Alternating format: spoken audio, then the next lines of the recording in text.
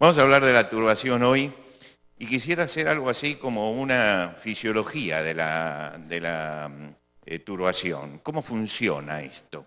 Y nada mejor que ver un hecho de turbación en la Biblia, el más característico, para analizar algunas cosas que pasan alrededor de eso. Los invito entonces a que abramos nuestra Biblia en el Evangelio según San Juan, el capítulo 14 del Evangelio según San Juan. Si usted tiene allí su Biblia, capítulo 14 del Evangelio según San Juan, y nos ponemos de pie. Vamos a leer estas palabras de Jesús en el capítulo 14 del Evangelio según San Juan. Nos ubicamos un poco en el momento. Desde el capítulo 13 hasta el capítulo 17 del Evangelio de Juan, Jesús está sentado con los suyos en la última cena. Y entonces tiene una conversación con ellos. Una conversación donde Jesús toca los temas más importantes de la vida cristiana. Se lo ha llamado el sermón del aposento alto.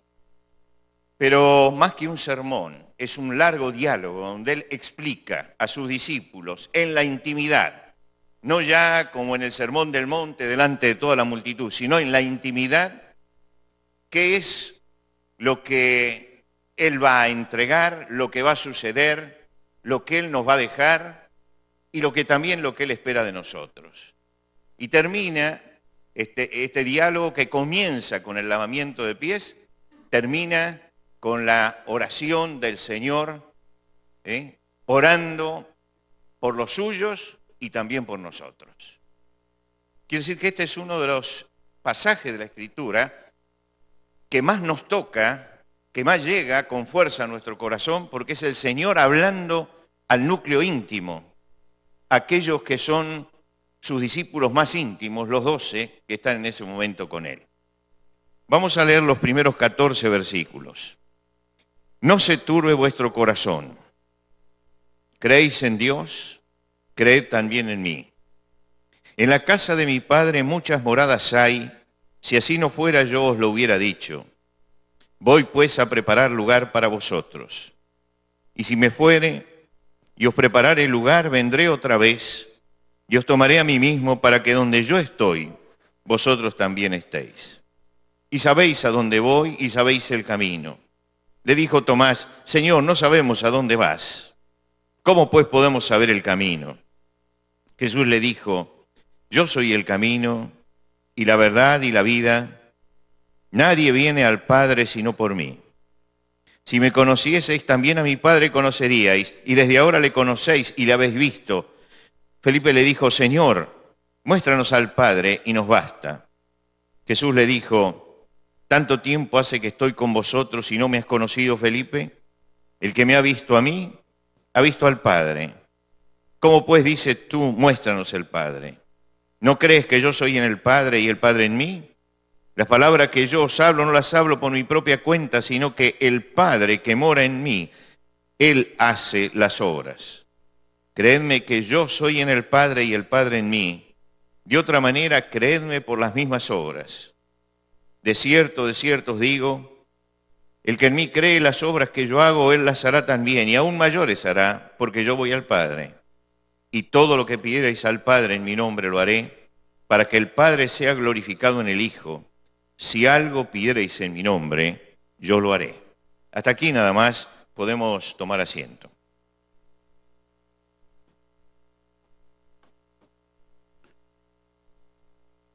Jesús se reúne con los discípulos y está dando la última lección antes de ir a la cruz.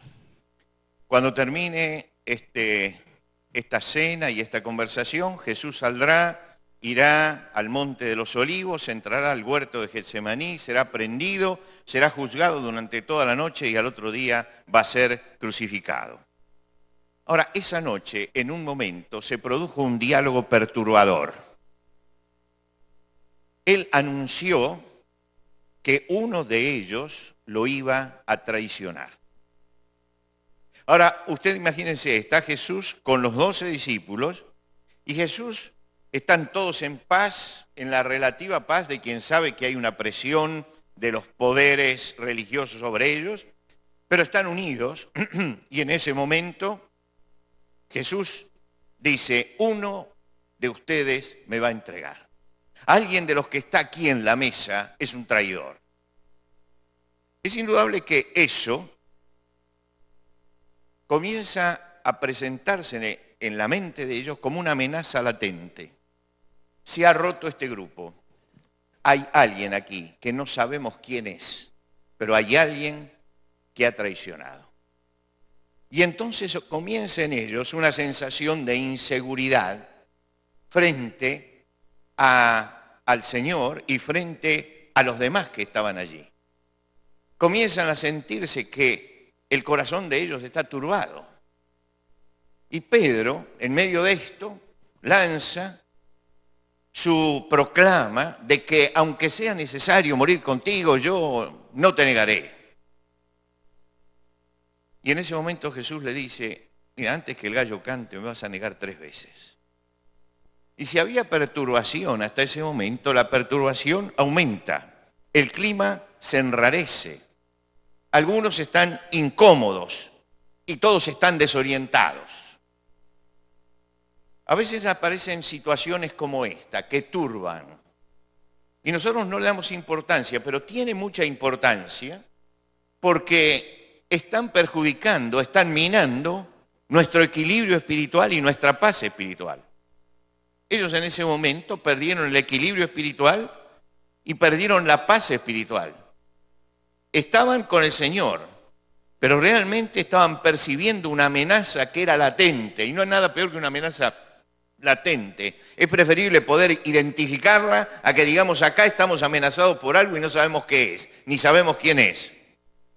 Y sintieron lo que sentimos nosotros el martes pasado, que el piso se movía, que se sacudía toda la vida de ellos. Entonces aparece allí la turbación. ¿Qué es la turbación? La turbación es una alteración de la normalidad. Turbación es nada más que una alteración de la normalidad. Cuando el curso natural de las cosas se interrumpe, cuando entran elementos que alteran el equilibrio de la vida, entonces perdemos la paz y entramos en un estado de turbación. Significa que el río de la vida que se deslizaba hasta ese momento plácidamente se salió de su cauce.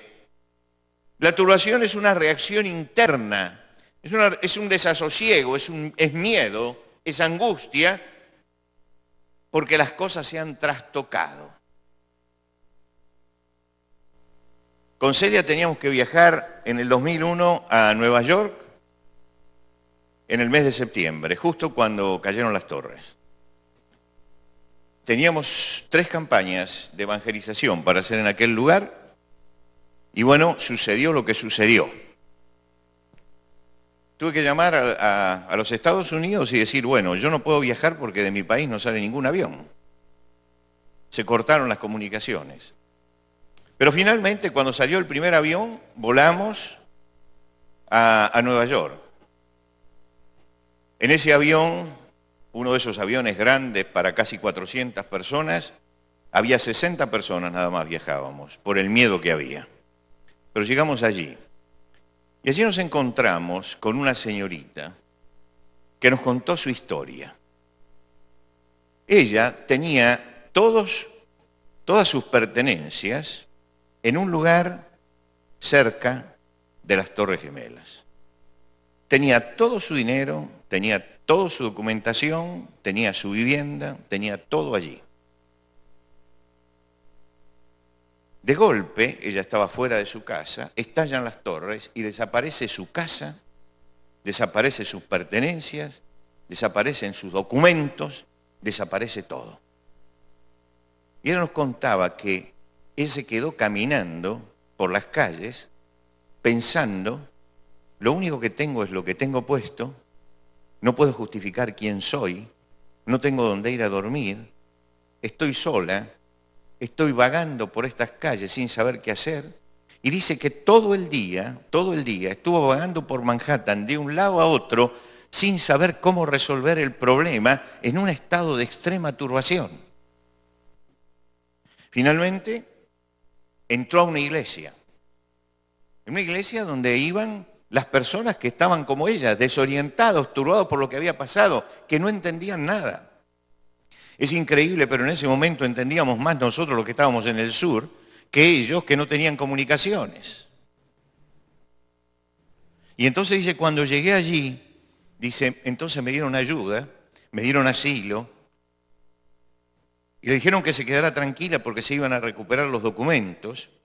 Y cuando nos contaba esto, estaba ya trabajando en una entidad cristiana, en la recepción de una entidad cristiana, tratando de reconstruir eso. Pero yo quisiera por un momento que miráramos a esta jovencita caminando por Manhattan, diciendo, lo único que me queda es esto. No tengo documentos, no puedo justificar quién soy, no tengo dónde ir a dormir esta noche. Está en un estado de desamparo, un estado de confusión, y tampoco sabe qué es lo que ha pasado, porque no puede llegar al lugar donde estaba su casa para ver si algo quedaba. Está en un estado de alteración. Cuando se altera la realidad, algo pasa en nosotros. Cuando se altera el cauce normal de las cosas, es cuando comienza en nosotros la turbación. Los discípulos eran un grupo de gente de Galilea. Ellos no eran oriundos de la ciudad de Jerusalén. Jerusalén era la gran ciudad y ellos eran un grupo de provincianos que estaban en ese lugar siguiendo a Jesús, que también había estado y se había criado en el norte, en Galilea. Sabían que ellos estaban enfrentados al poder político religioso que los estaba buscando y que quería realmente matar a Jesús, como lo va a hacer esa noche, que lo va a prender y lo va a llevar a la cruz. Contaban los enemigos con la fuerza de seguridad, contaban con una cantidad de recursos, estaban respaldados por el Imperio Romano, por lo tanto ellos estaban en inferioridad de condiciones. Habían logrado los enemigos infiltrar al grupo. Había alguien allí, Jesús dice, que nos está traicionando, alguien que me va a traicionar. Ahora fíjense ustedes, estamos en un ambiente hostil, nos encerramos en el aposento alto diciendo, bueno, acá hay paz, y de pronto Jesús dice, no, hay un infiltrado. Todo eso que presiona adentro, afuera, ahora ha llegado adentro. Y el terror se apodera de ellos. No querían ese enfrentamiento, no veían tampoco un camino de salida. Lo único que tenían era turbación. Sentían su insuficiencia, sentían su vulnerabilidad, se sentían inseguros, no tenían certezas. Y el ser humano necesita certezas. Y en ese momento no las tenían. ¿Qué pasó entonces? Que entonces empiezan a hablar los discípulos. Y si ustedes siguieron con atención la lectura, habrán visto que interviene Tomás, que interviene Felipe, que en alguna forma la turbación se verbaliza, llegan a las palabras. Tomás es un hombre analítico, es un hombre que busca certezas. Tomás hubiera sido un excelente científico, un científico que investiga y quiere saber. Los científicos siempre quieren saber. Es el que dice, Señor, no sabemos a dónde vas. ¿Cómo pues podemos saber el camino? Nosotros necesitamos saber. En este momento lo único que nos puede sacar de la turbación es saber qué es lo que pasa, saber cómo es esta situación, qué es lo que está aquí en tensión. Señor, te vas a ir, no sabemos a dónde vas. Señor, te vas a ir y nos dices que eres el camino, ¿cómo podemos seguir ese camino? Habla de la confusión. Pero al lado está Felipe. Felipe no es como Tomás, Felipe es una persona diferente, es el hombre práctico del grupo. Felipe es el que saca cálculos. Cada vez que hay que sacar cálculos, Jesús se remite a Felipe. Felipe hubiera sido un excelente economista. Hay un científico y un economista allí. El científico quiere saber. El economista que está allí quiere la verdad, quiere ver. Señor, muéstranos al Padre y nos basta. Muéstranos al Padre y nos basta. Es decir, los discípulos están demandando las dos cosas fundamentales que uno busca cuando está turbado. Tomás dice, quisiéramos saber, y Felipe dice, quisiéramos ver. cuando estamos en medio de la turbación, estas son las cosas que buscamos. Queremos saber cómo se va a desarrollar el problema que tenemos.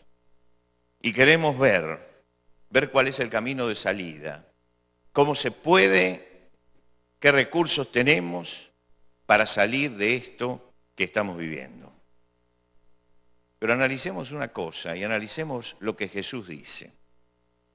Porque Jesús les dice que las preguntas ya están respondidas. Jesús les dice, ya sabéis a dónde voy y sabéis el camino. Ya sabéis a dónde voy. Y sabéis el camino. Como diciendo, ¿qué me están preguntando? Ustedes saben eso. Jesús les va a decir, si me conocieseis, también a mi Padre conoceríais. Y desde ahora le conocéis y le habéis visto. Es decir, Jesús dice, ustedes saben. Y ustedes me han visto. ¿Por qué me preguntan a mí? ¿Por qué me preguntan a mí? Diciendo, no sabemos. ¿Por qué me dicen, quisiéramos ver? Ustedes saben y ustedes han visto. ¿Qué es lo que saben? Hace 6 meses atrás, Jesús había comenzado a hablar con ellos y les había empezado a contar. Es necesario ir a Jerusalén. Es necesario que el Hijo del Hombre sea entregado en manos de los enemigos. Será crucificado, resucitará al tercer día. Ellos lo saben, Jesús se lo ha dicho. Este es el proceso. Ahora están en medio del proceso y dicen, pero quisiéramos saber. Pero hace 6 meses que le viene hablando de esto. Hace 6 meses que Jesús está diciéndoles estas cosas, pero ellos quieren saber. Y están turbados porque no saben. Y Jesús dice, ¿están turbados porque no saben o están turbados porque no escucharon? Porque ustedes saben. Me dicen, queremos ver al Padre. Pero escúchenme, no me han visto a mí. No han visto el poder que tengo, no han visto los milagros, no he visto que resucito muertos, no han escuchado mis palabras. El que me ha visto a mí, ha visto al Padre. ¿Qué me están pidiendo ver si lo tienen delante? Jesús les está diciendo que hay una actitud espiritual, que es la que los lleva a la turbación, que están pidiendo en medio de la turbación cosas que ellos ya tienen, pero que no las han elaborado, que no las han asimilado.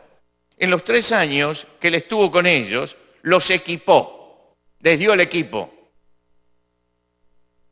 Ellos tienen todas las herramientas. El Señor les ha dado todas las herramientas. Y eso es lo que le está diciendo el Señor. Ustedes quieren ver, ya me han visto. Yo los he equipado, les he mostrado hasta mi gloria. Hasta he subido con 3 de ustedes al monte y me he transfigurado delante de ellos. Ustedes saben esto. ¿Ustedes qué quieren ahora? ¿Quieren ver? ¿No han visto todas las cosas? ¿Han estado ciegos estos 3 años? Puede ser que ustedes estén turbados hoy y me estén preguntando a mí y me estén inquiriendo. Queremos saber, queremos ver. ¿Por qué? Porque estamos turbados. Muchas veces escuchamos sin oír, oímos sin escuchar. Las palabras pasan desapercibidas y no las internalizamos. En casa pasa eso. Yo diría que periódicamente pasa eso. Mi esposa yo estoy dando vueltas por allí, estoy pensando en mis cosas. Mi esposa pone algo en el fuego y me dice, voy a salir, dentro de 10 minutos hay que apagar el horno. Y yo digo, sí. ¿A qué no sabe usted qué pasa después?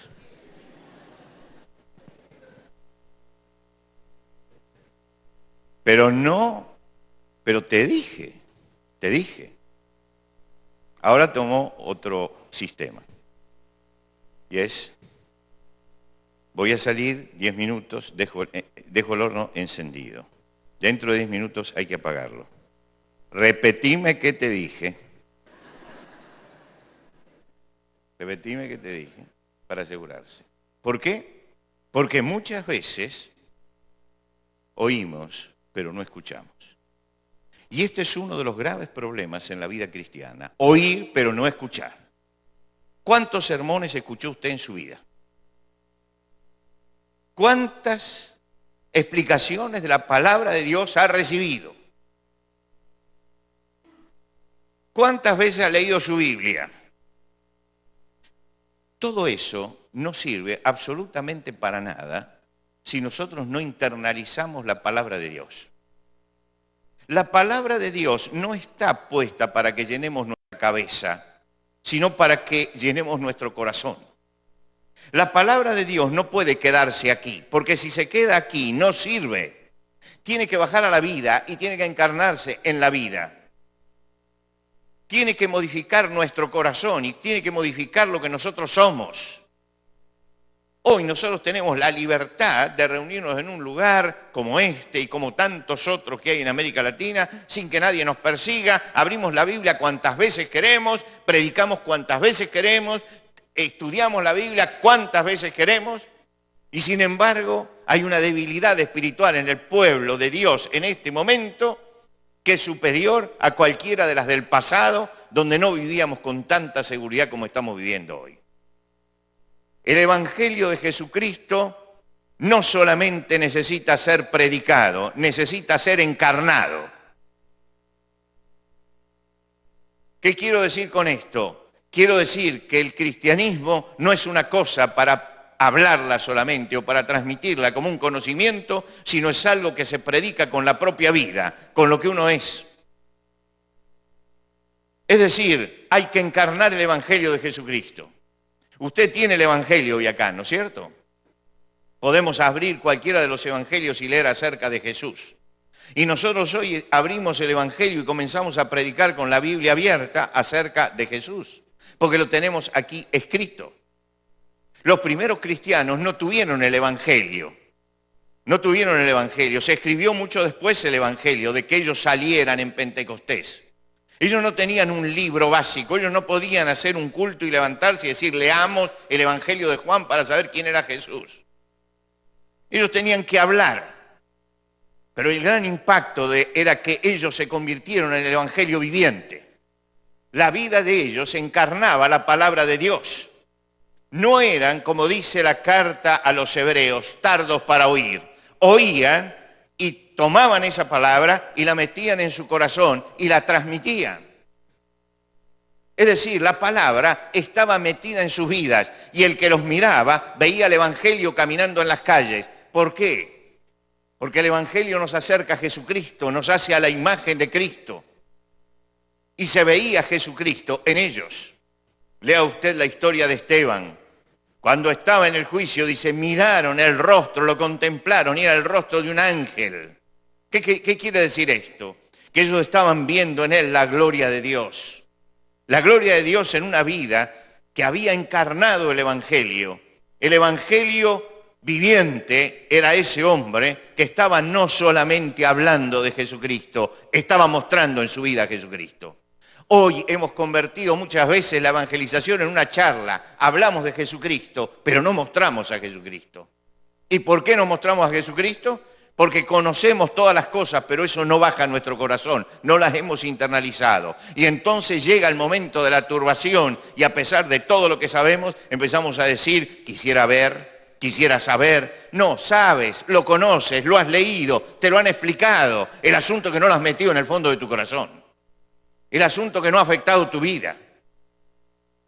Y entonces vas y le llevas el folleto, la invitación a otra persona, pero la otra persona no lee solamente el folleto y la invitación, la otra persona está leyendo tu vida. Y tu vida tiene que reflejar a Jesucristo. Y si tu vida no refleja a Jesucristo, algo está pasando en tu vida espiritual. No basta solamente con conocer la Biblia, hay que meterla dentro. Hay que internalizarla, hay que vivirla. La Biblia es el libro de Dios para que lo vivamos cada día. Y lo que pasaba con los discípulos esa noche es que estaban turbados porque ellos habían escuchado muchas cosas, pero no las habían metido dentro del corazón, no las habían meditado, no estaban viviendo realmente al ritmo que Jesucristo les estaba pidiendo. Y hoy tenemos que decir que no estamos viviendo al ritmo que Jesucristo nos está pidiendo a cada uno de nosotros. No estamos viviendo ese ritmo. Tenemos muchas cosas. Tenemos templos grandes, tenemos comodidades, tenemos todo. Y es una bendición de Dios, ¿no es cierto tenerla? Es una bendición de Dios. Pero tengamos cuidado, porque podemos llegar a decir, yo soy rico, me he enriquecido, de nada tengo necesidad. Cuidado con esto, hermano. Cuidado con esto. Tenemos necesidad del Señor y tenemos necesidad de mostrar a Jesucristo. ¿Por qué la gente muchas veces rechaza el Evangelio? Porque no lo ve encarnado en la persona. Porque no lo ve, no ve el Evangelio viviente. No ve que ese mensaje haya realmente transformado nuestras vidas. Porque como decíamos en las noches anteriores, hay mucha vida raquítica, hay mucha vida que va a los tirones, hay mucho cristiano flaco, que le falta vitalidad, que no tiene una buena relación con Dios, que no busca ser lleno del Espíritu Santo. Y cuando estas búsquedas no están, cuando la palabra no se encarna en nosotros, el Evangelio se transforma en palabras nada más. Palabras, palabras. El Señor Jesucristo fue la encarnación de la palabra de Dios. Nosotros tenemos la palabra escrita, pero la palabra escrita nos habla de la palabra encarnada. Jesucristo es el verbo de Dios, es la palabra de Dios encarnada. Y lo que tenemos que hacer nosotros es encarnar la palabra de Dios en nuestra vida. Que esto que leemos no se transforme simplemente en letra muerta, que llega a la cabeza y forma parte del conocimiento, pero no forma parte de la experiencia. Erasmo decía que tenían que tener cuidado los cristianos de su tiempo, porque el Evangelio no era una forma de creer solamente, sino una forma de vida. No era solamente una forma de creer. Muchos creen que porque creen en determinada forma, ya son cristianos. Pero ¿cómo estás viviendo? El Señor Jesucristo no dijo, por sus credos los conoceréis. Él dijo, por sus frutos los conoceréis. Porque Cristo fructificaba en la vida. Cuando lleguemos al cielo, no nos van a preguntar cuál era la doctrina que teníamos. No es un examen de teología lo que vamos a rendir en el cielo, ¿eh?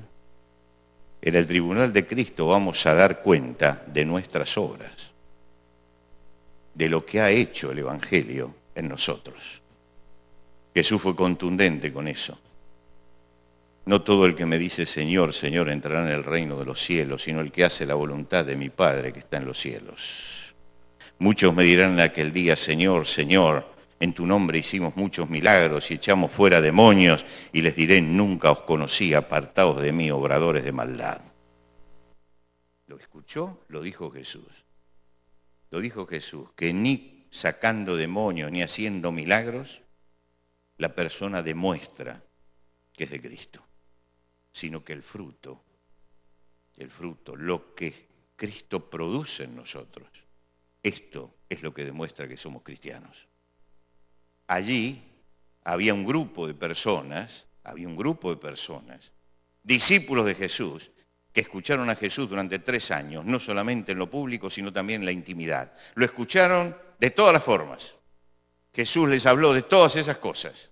Y llegaron al final y están en el aposento alto y están diciendo, Señor, no sabemos a dónde vas, pero te lo dije. Señor, no hemos visto, pero el que me ha visto a mí, ha visto al Padre, ¿lo viste? Pero está ciego espiritualmente. Y por eso se produce la turbación. La turbación llega a nuestra vida, todos tenemos problemas y todos en algún momento se mueve el piso de nuestra vida. Y todos en algún momento el cauce se desvía.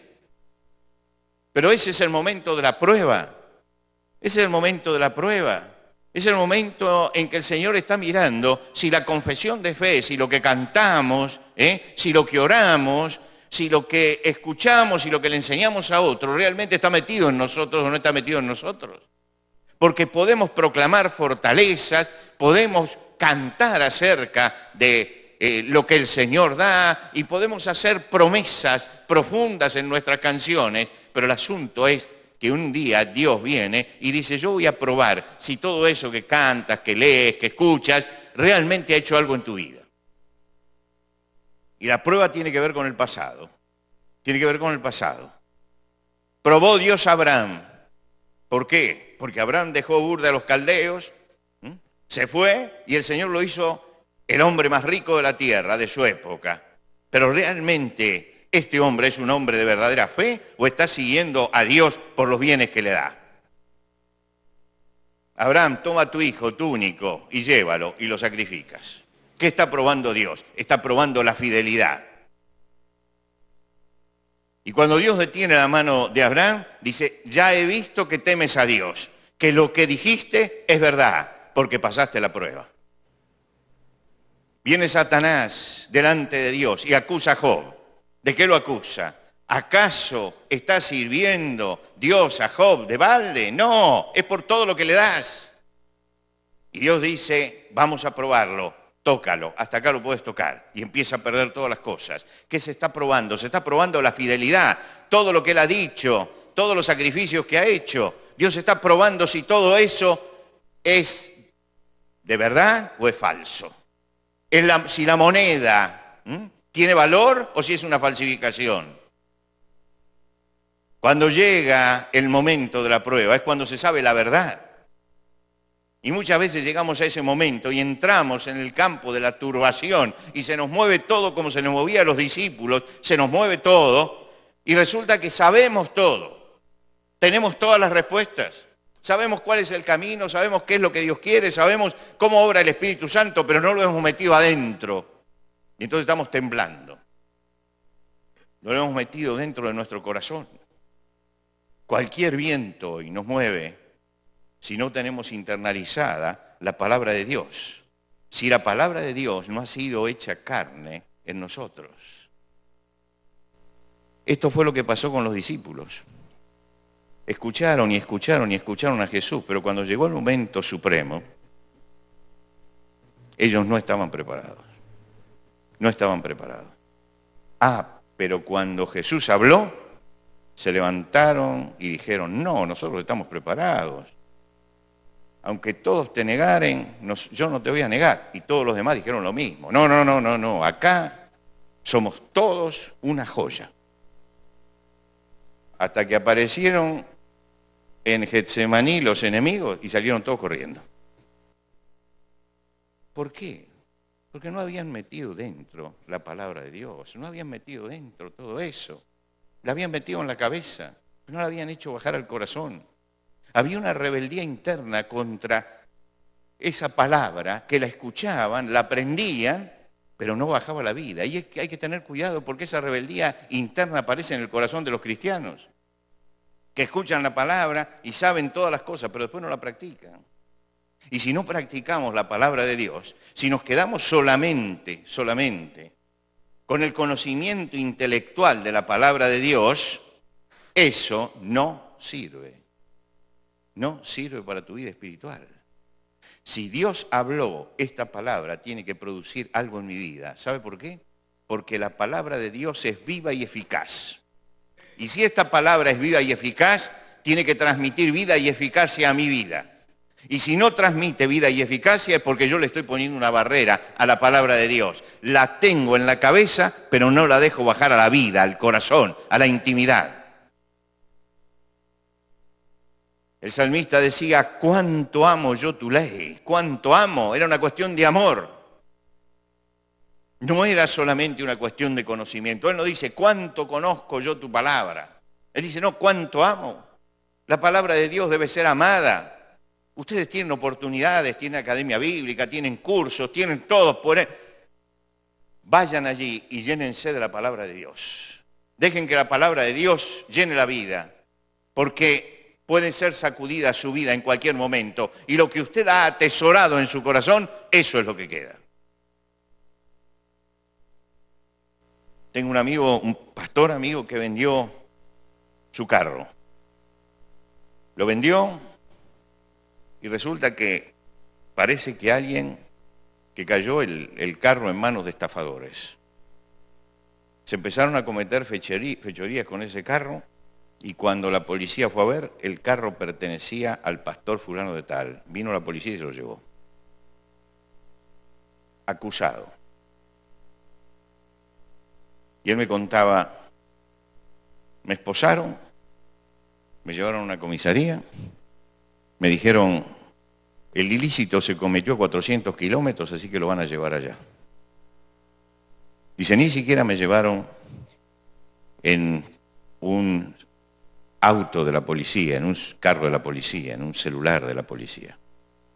Dice, esposado, me llevaron a la parada de los buses y allí delante de toda la gente me hicieron subir esposado y me llevaron 400 kilómetros. Cuando llegaron a aquel lugar, me tiraron en un calabozo.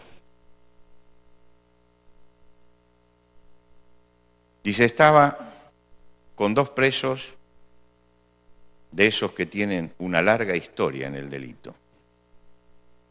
Dice, yo me senté en el suelo y empecé a recordar la palabra de Dios y empecé a repetir esos versículos.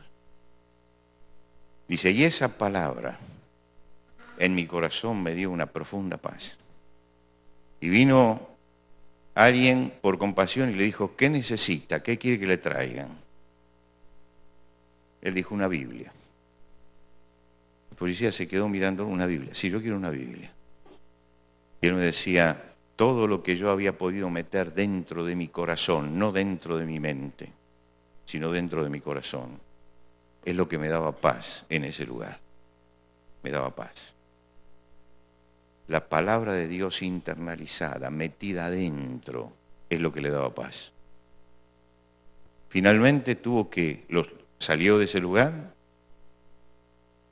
La policía, por supuesto, lo declaró inocente, pero le dijeron, por 30 días pueden venir de cualquier lugar, cualquiera de las brigadas, porque la conexión entre una brigada y otra anda mal, y lo puede detener y vuelve a este proceso.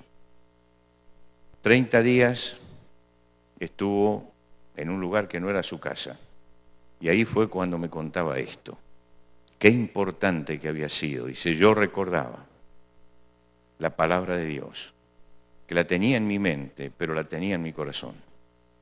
Dice, y cuando me tiraron a aquel calabozo, y caí, y vi la compañía que tenía, y se cerró la reja, yo dije, gracias Señor, porque mi paz os dejo, la paz os doy.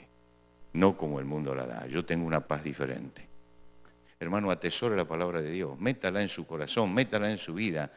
Entra por la cabeza, pero hágala bajar a su corazón. Hay que amar la palabra de Dios y guardarla en nuestro corazón. Dios nunca nos manda una prueba sin habernos equipado antes. Siempre que Dios manda una prueba a la vida, le ha dado a usted ya todos los recursos como para que salga. Lo que está probando Dios es si usted está usando esos recursos o no los está usando. El padre nunca le da una prueba a su hijo para destruirlo. Se la da para que crezca, pero se la da para saber si está manejando bien los recursos espirituales o no está manejando esos recursos espirituales. Y ellos estaban equipados. Y lo que el Señor le está diciendo a los discípulos es, ustedes tienen todo el equipo, ustedes saben todas las cosas, ya yo se los he dado. Lo que pasa es que no lo han metido adentro y no lo están usando correctamente. Y están entonces preguntando lo obvio. Y Jesús le dice, en este momento tienen que permanecer serenos. No se turbe vuestro corazón, ni tenga miedo. No se turbe vuestro corazón, permanezcan serenos. A veces cuesta permanecer serenos, no es fácil. Pero el Señor ha provisto para nuestra serenidad, para que vivamos serenos ante los problemas de hoy, ante los problemas de mañana, ante la inevitabilidad de la muerte, que vivamos serenos. Y fíjese, Él dice, no se turbe vuestro corazón, ni tenga miedo. Creéis en Dios, creed también en mí. Hay que mover la fe, hermano, hay que mover la fe. Hay que mover la fe. Y hay que poner la fe donde debe estar. Todos nosotros tenemos la capacidad de confiar, pero la fe tiene que estar puesta donde debe estar. Muchas veces la fe no está puesta donde debe estar y la capacidad de confiar se pone donde no debe estar. Fíjense ustedes lo que dice el salmista: no confiéis en los príncipes ni en hijo de hombre, porque no hay en él salvación. Es decir, puedes poner la fe en algo equivocado, no la pongas, no la pongas. Muchos ofrecen salvación hoy, tienen seguidores, que creen en ellos. El Señor dice: no se turbe vuestro corazón, ¿creéis en Dios? Creed también en mí, creed también en mí. La garantía no solo para lo contingente, sino para lo eterno. Fíjense cómo continúa: en la casa de mi Padre muchas moradas hay. Si así no fuera, os lo hubiera dicho. Voy pues a preparar lugar para vosotros. Y si me fuere y os prepararé el lugar, vendré otra vez y os tomaré a mí mismo, para que donde yo estoy, ustedes también estén. Les está diciendo: ni turbación ahora, ni turbación frente a la muerte.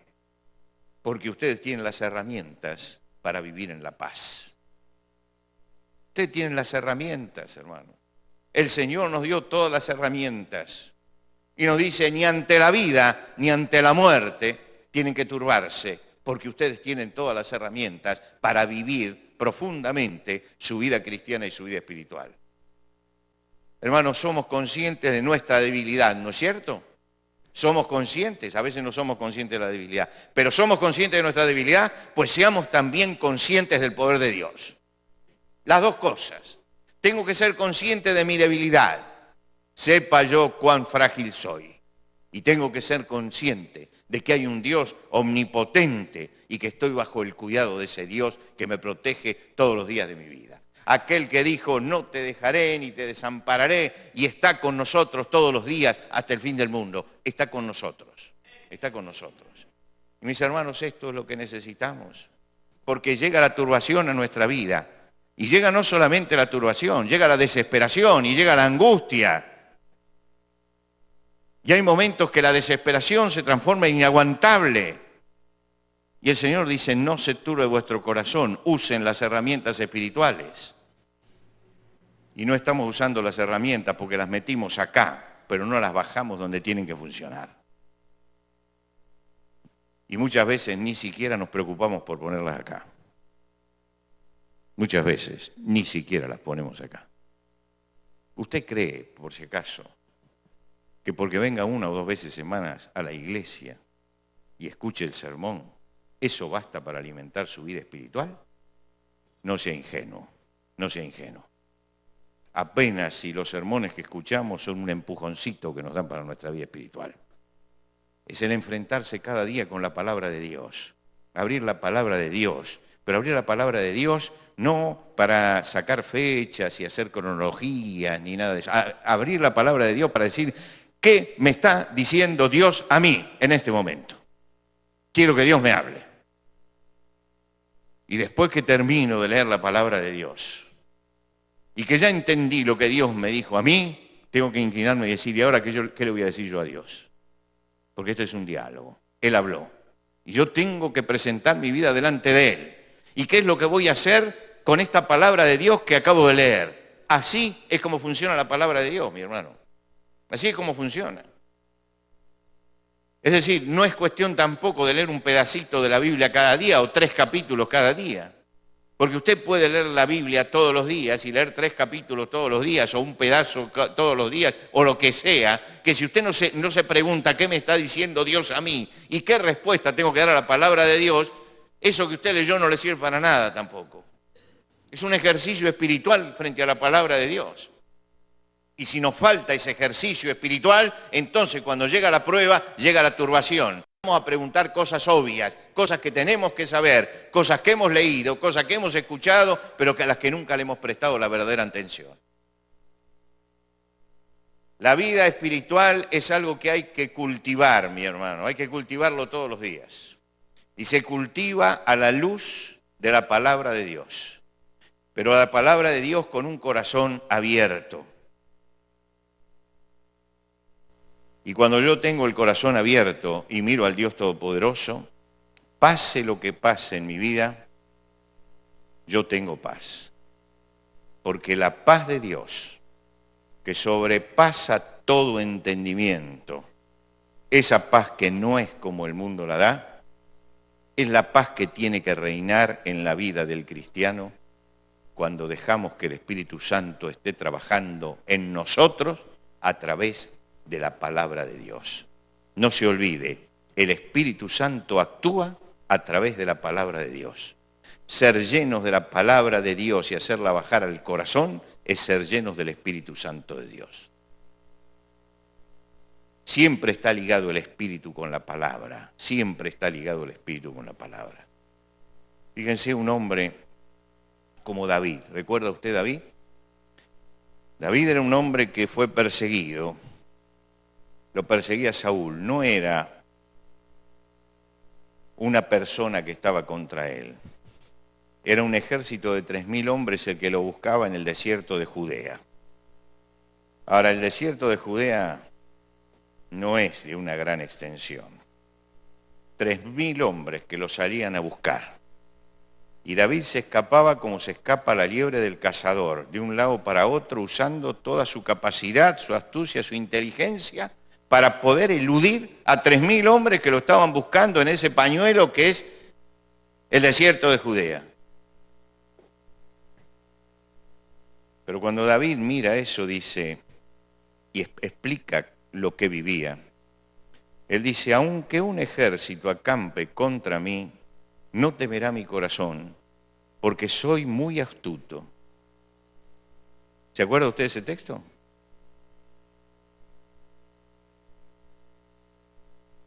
No, dice, aunque un ejército acampe contra mí, no temerá mi corazón, aunque contra mí se levante, yo estaré confiado. ¿En qué confiaba David? No confiaba en su propia fuerza. Él había aprendido en la soledad,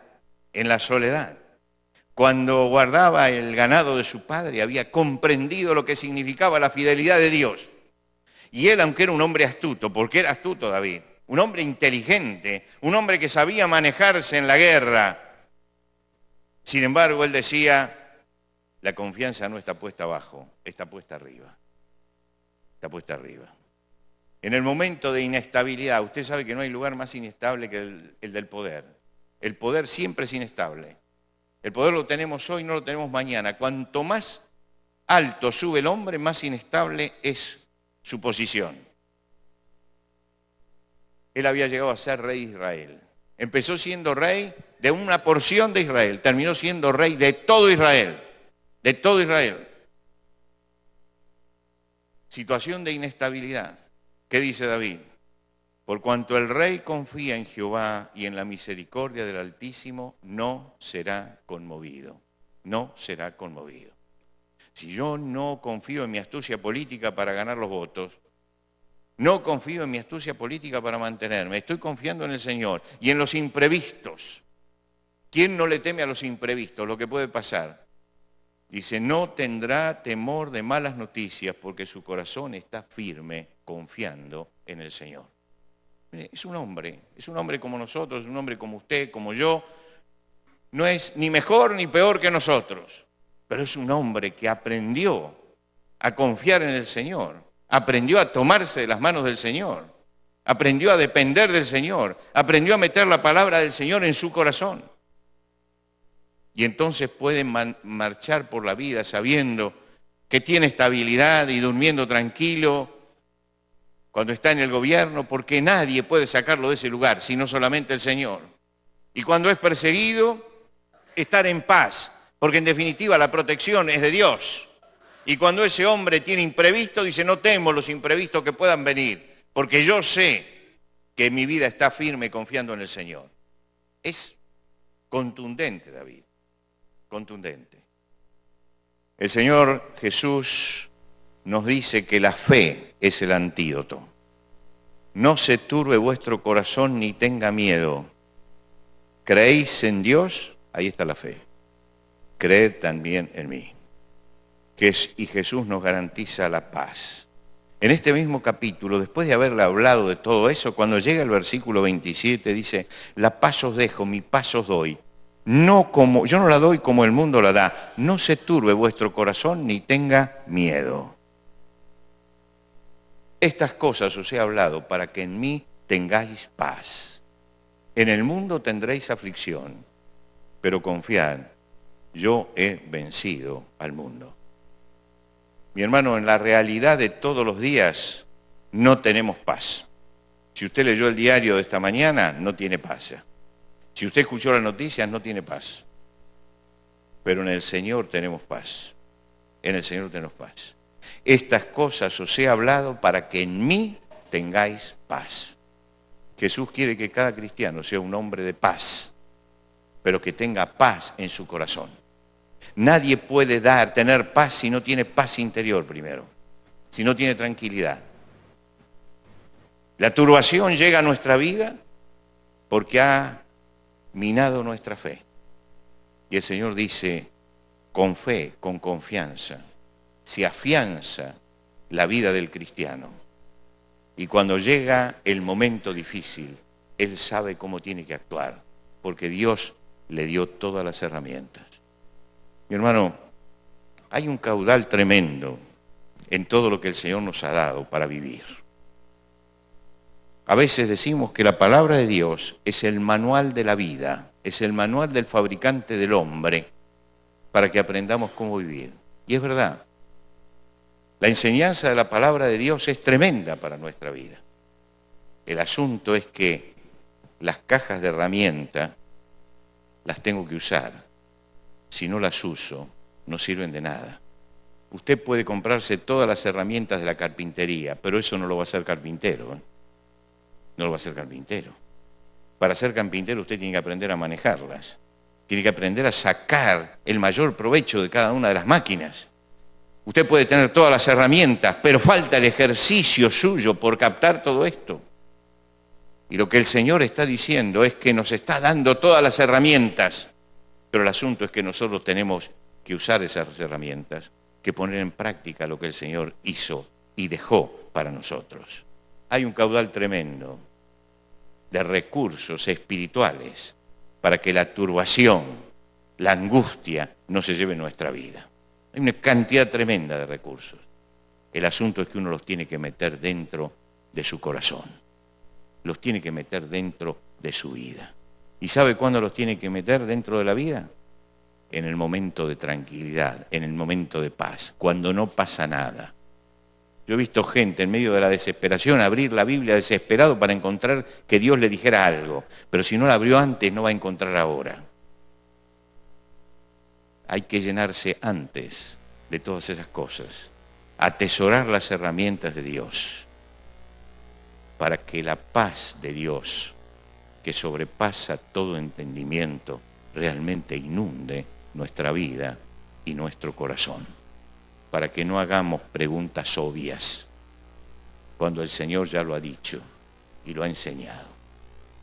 Yo a veces recibo gente que me viene y me hace una pregunta, y yo le digo, escúcheme, ¿qué piensa que yo le voy a contestar sobre eso? Ah, no, ya sé lo que usted me va a decir, entonces ¿para qué viene? Viene la señorita, ay pastor, me gusta un chico que no es del Señor, ¿qué le parece? ¿Y qué querés, qué piensa que te voy a decir? No, usted me va a decir esto, ya lo sabes. No vengas a preguntarme. No preguntemos cosas obvias. Ese día los discípulos preguntaron cosas obvias. Y el Señor le dijo, no, ustedes tienen las herramientas como para tener paz. Algo pasó en estos 6 meses. No escucharon, no miraron con atención, no hicieron que eso bajara en el corazón. Y por eso están turbados. Pero no se turbe vuestro corazón ni tenga miedo. Muevan la fe. Muevan la fe. Crean que yo voy a morir y voy a resucitar. Crean en eso y van a estar en paz.